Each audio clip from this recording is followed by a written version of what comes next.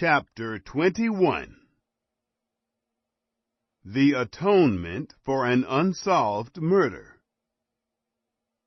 If one be found slain in the land which Yahweh your God gives you to possess it, lying in the field, and it isn't known who has struck him, then your elders and your judges shall come forth, and they shall measure to the cities which are around him who is slain.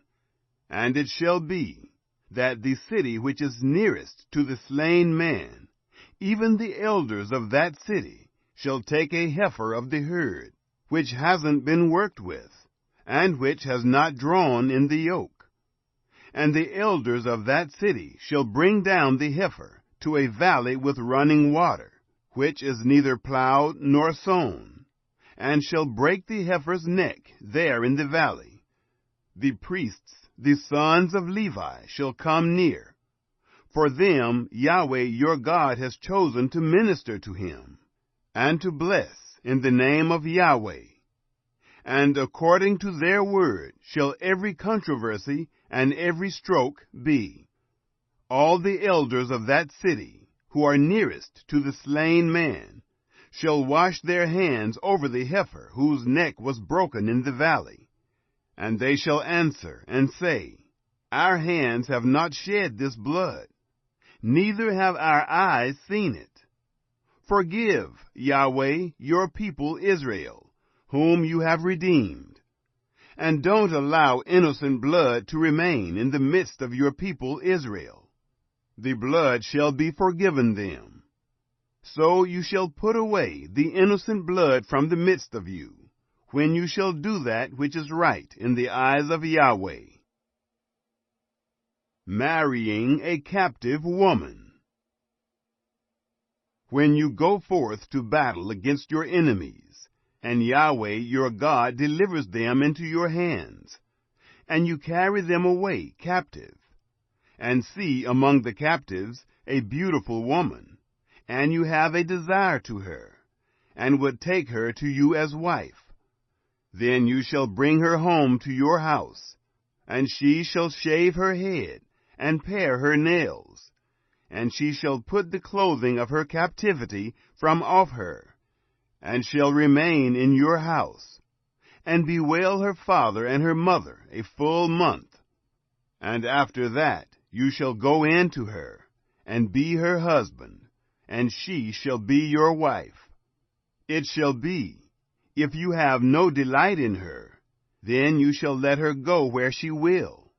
But you shall not sell her at all for money. You shall not deal with her as a slave, because you have humbled her. Inheritance rights of the firstborn. If a man have two wives, the one beloved and the other hated, and they have borne him children, both the beloved and the hated, and if the firstborn son be hers who was hated, then it shall be, in the day that he causes his sons to inherit that which he has, that he may not make the son of the beloved the firstborn before the son of the hated, who is the firstborn. But he shall acknowledge the firstborn, the son of the hated, by giving him a double portion of all that he has.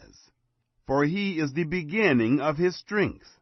The right of the firstborn is his. A rebellious son.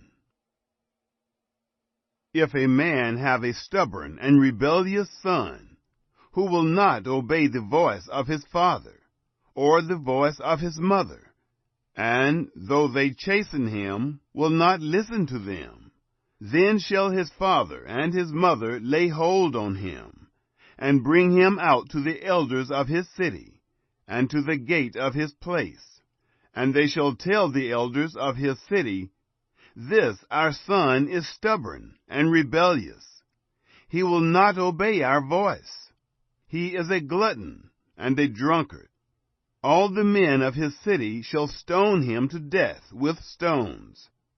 So you shall put away the evil from the midst of you, and all Israel shall hear and fear. Cursed is anyone hung on a tree. If a man have committed a sin worthy of death, and he be put to death, and you hang him on a tree, his body shall not remain all night on the tree, but you shall surely bury him the same day. For he who is hanged is accursed of God, that you don't defile your land which Yahweh your God gives you for an inheritance.